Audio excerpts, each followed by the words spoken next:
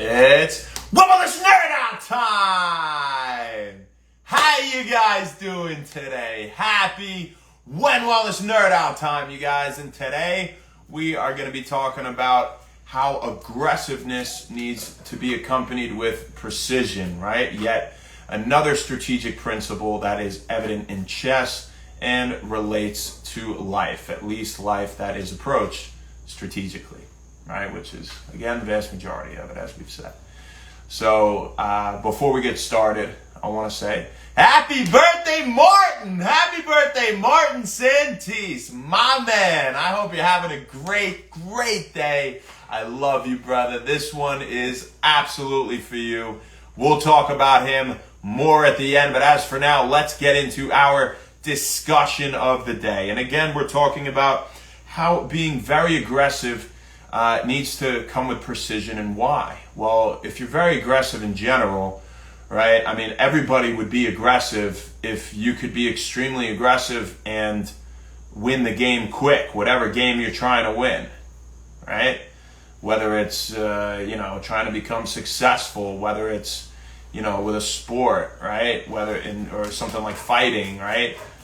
Whether maybe a love life, anything like that, approaching a girl, right? It would be overly crazy aggressive. You had better be precise if you are going to be that aggressive, because everybody would be really aggressive and just, go for it all and throw haymakers, if you will, at life if it just worked, right?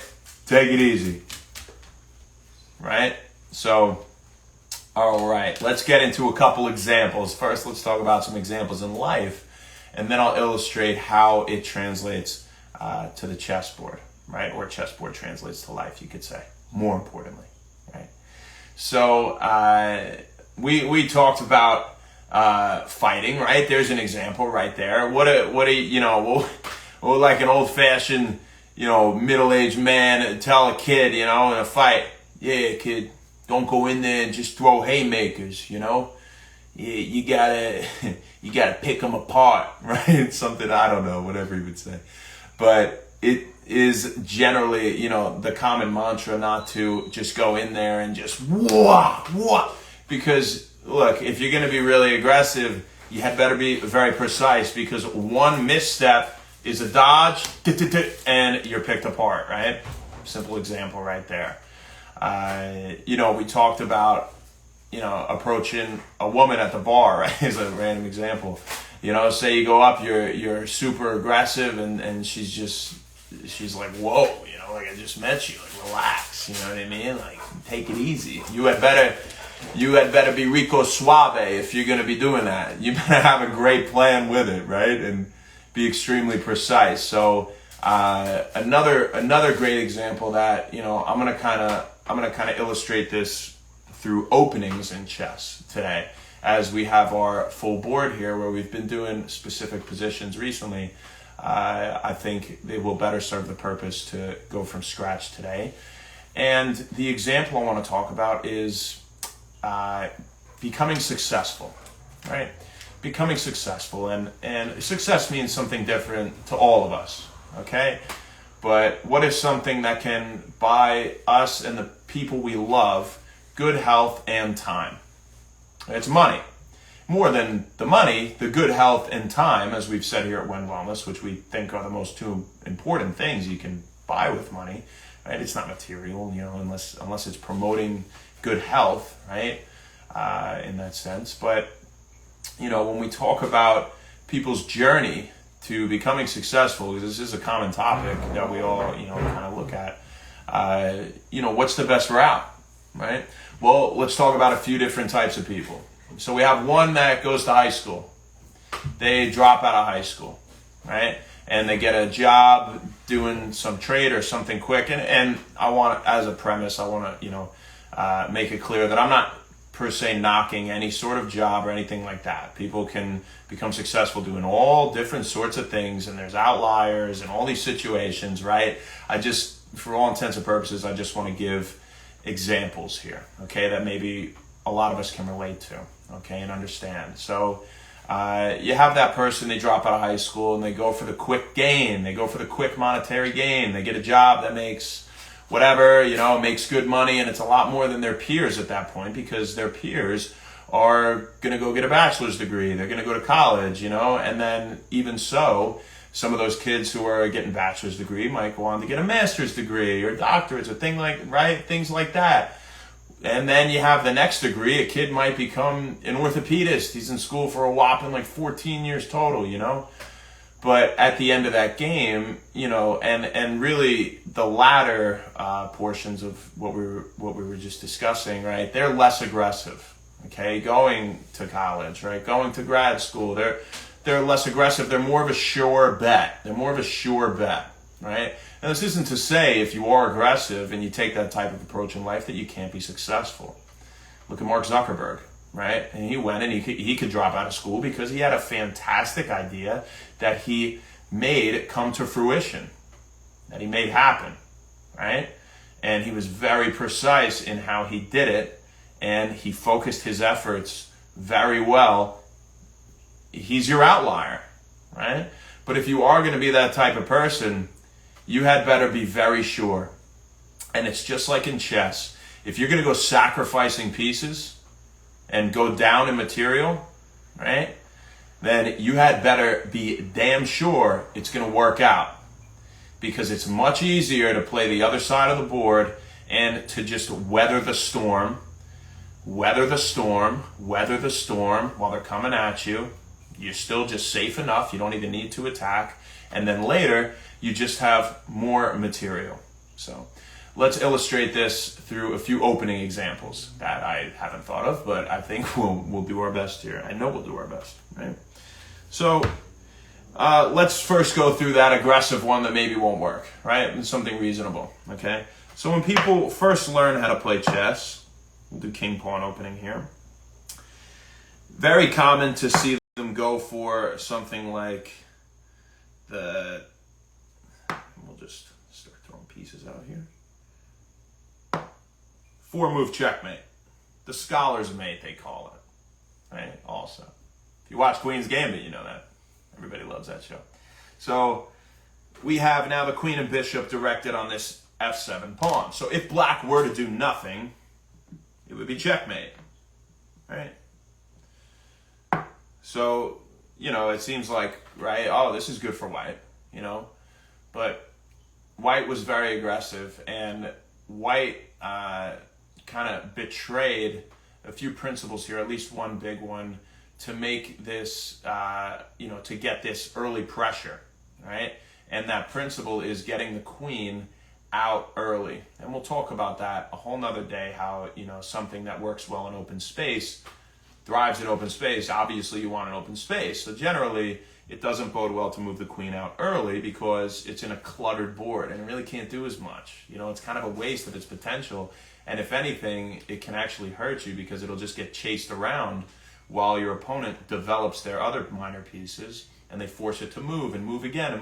And before you know it, you move the same piece 4 times in the queen, and they've got all this developed position, and it didn't work out. Right? Now, there's always exceptions, of course, but this is something that, generally does not bode well, is getting the queen out early. Right? So black has such a simple remedy. Knight f6. Right? It just blocks the queen off. Right? It blocks the queen off. It develops the knight. This knight also is putting pressure on 2 central squares for later, right? At some point that, should come in handy, right? As we talked about center pressure yesterday. You want to always control the center. Thank you guys for tuning in. I'll get to you in a second here, all right? But look, white was very aggressive, and where do you go from here? Well, now you got to totally change your plan, right? They actually have an interesting line where they can do this. So we'll say we did this before instead, But, the point is, it's something that just generally, it doesn't seem to work out, right? And now they make you move 1. If you try to do that and pick up the knight, they can. So, and the queen's protecting it, right? That's why they work. But that's not important. And this is why I don't go through a lot of lines in the moves, right? But it's the general principle. So, let's go back here, right? And let's say this was our position, Okay, we're saying they did this before instead. And white says, oh, I'm going to attack the king. Check. Ha! Aha! Well, the king will just take it, right? And where do you go now? You can put him in check here. If you keep trying to just be aggressive and putting him in check, one, there's no support with what you're doing. They'll just keep blocking things. He could either just move it or he could just block it, right? And then you're like, oh, I'll take it with this, but then he'll attack that first. He'll come down here and attack it. It's you know, it's not something that in the end will lead to anything really promising. You know, you got over aggressive and it just didn't work out, right? Even if you try to come and do stuff like this, well, you know, they'll just develop this. Eventually they'll get the rook behind and just put the king back. And it's not pinned anymore, is the knight, right? And then actually they'll put the rook in line with the queen. And even if we had some moves in between for white, it's just, you know, you gave up a bishop for a pawn. That's -2 points, right? Because a bishop is worth 3 and a pawn is worth 1. And it just wasn't worth it, right? So if you're going to be really aggressive, you had better make sure that you know exactly what is coming, right? And you figured out in a very precise manner how to conquer the obstacles to come with that sacrifice, with that aggressive behavior, right? So now let's talk about the person who goes and gets their bachelor's degree, right? And again, and to kind of finish up that example, like that's the kid, right, that, you know, they get that good job early, you know, they start making money, but then everybody catches up to them, you know, and then exceeds them because they in the beginning they jumped here, but they stay there, and everyone else, you know, eventually is doing better. But you know, again, this is just an example of monetary success. I think is something that we can relate to. It's not, you know, you should love what you do. That's number one, right? Absolutely number one. I love what I do. Being a chiropractor, right? Helping people improve their lives, you know, by themselves, right? Just helping them realize how. But, and doing wellness. I love that. But I don't want to get off topic. So the next person we have, we'll even do, you know, similar, the same king point. We'll play the Sicilian defense here for fun.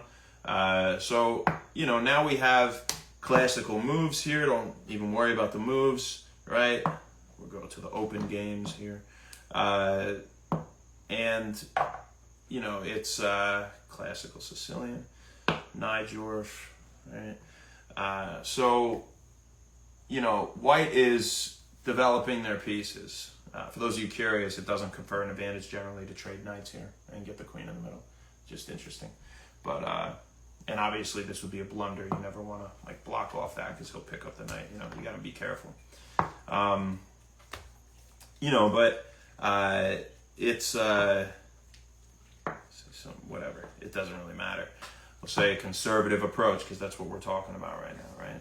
I didn't want to go here. He pushes it and then, you know, it's all right, but, you know. So, and castling. And this is the first time we've mentioned castling. So what is castling? Castling is when, first off, castling is the only move that two pieces can move at the same time. You're like, what the hell are you talking about? I thought you move a piece. No, two pieces can move at the same time. The king goes over 2 squares, and the rook comes and wraps around to the square just inside of it. Why do I say it like that? Why didn't I say king g1, rook f1, right? Which is what it is when you castle, as we call this, the king side. And this is the queen side, as the queen is on it. So in order to castle, you have to have everything between the pieces out of the way, and you have to have not moved the king or the rook yet, okay? But if you've moved this rook, you could castle on this side still. But if you move the king, you can't castle on either side. And that's why generally you don't want to move the king early, right? So you want to castle. So I'll move these. You could also castle queen side if these were out, right? And the king goes over 1, 2. Rook wraps around on the inside. So it's different, right? So without getting too far into the technicalities of chess, right? Because that's not what this is about. White castles king side, right? So already, right, we'll play some sort of safe line here, right? Already, common is coming to B3, but I don't like it as much. It cuts off potential, but whatever, I'll put it there anyway. It's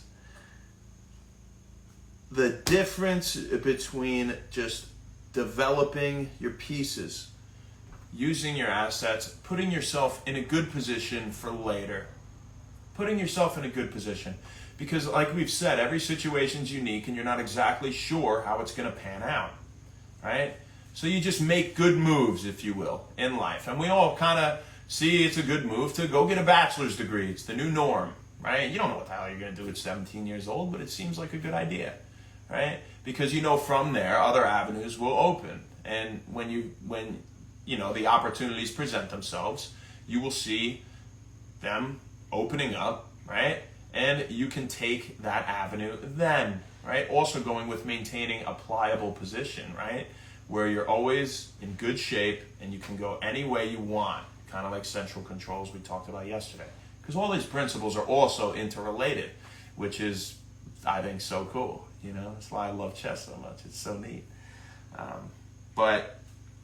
So with this example, right, we have two players that they decided to go for development of the pieces. They didn't do anything crazy aggressive.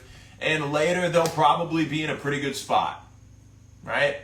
But I don't want to get too much further into the chess. But if you want to see an example of somebody that was very aggressive and it works out for them, watch Mikhail Tal videos. Mikhail Tal, Mikhail, Mikhail, Tal, Tal. My favorite grandmaster of all time. He was absolutely incredible when he was alive, and great games from him. So if you want to see good aggressive chess, check out Mikhail Tal. He's called the best attacking grandmaster of all time. So, this is again our person that they went to school, they took that safer route, and hoping that later doors open up, right?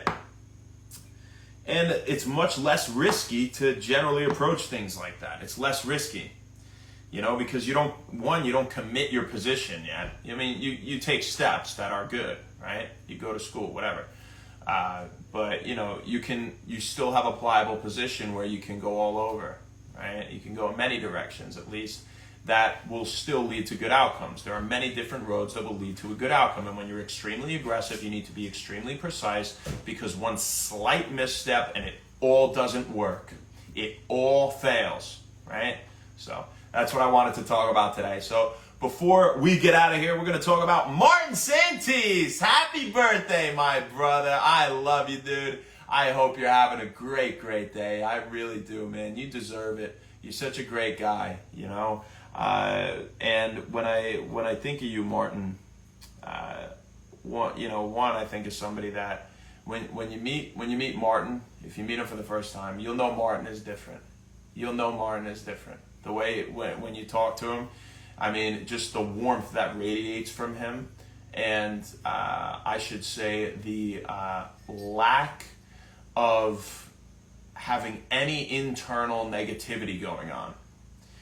You can just tell. Full transparency. And he's happy to be transparent, or you are, I can imagine. I'm not inside your head, right? But I would think, because you got nothing to hide, because you're genuinely so happy, and you're genuinely so happy despite the fact that you've dealt with type 1 diabetes and you were diagnosed later in life, right? And you would never know. You would never know. And just the way you present yourself, you're so positive all the time, and you're a great dude. You really are. You're an absolutely great dude. And I love you. I love your whole family. The Santese family, you guys are great people. You're all great people. I was just talking to Lucas before.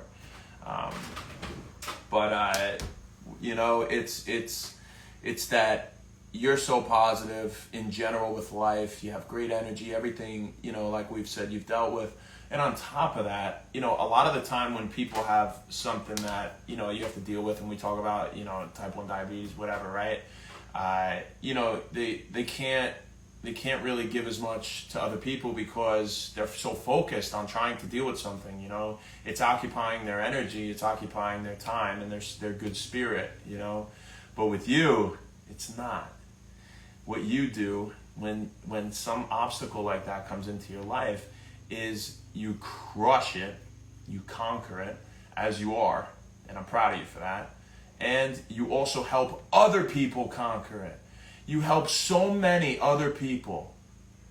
You help so many other people deal with diabetes, right? And if you want to check him out, Martin Santís, I mean, he's great in a lot of ways, but if your loved one has type 1 diabetes or even type 2, you know, he'll give you good lifestyle habits to help improve your quality of life as much as you can, right? And so there you go, quick little shout out there. But you help so many people, man, and you know, that's very admirable. That's something that When Wellness is about. From day one, we've tried to just spread love and you know, any knowledge that could help somebody improve their own life.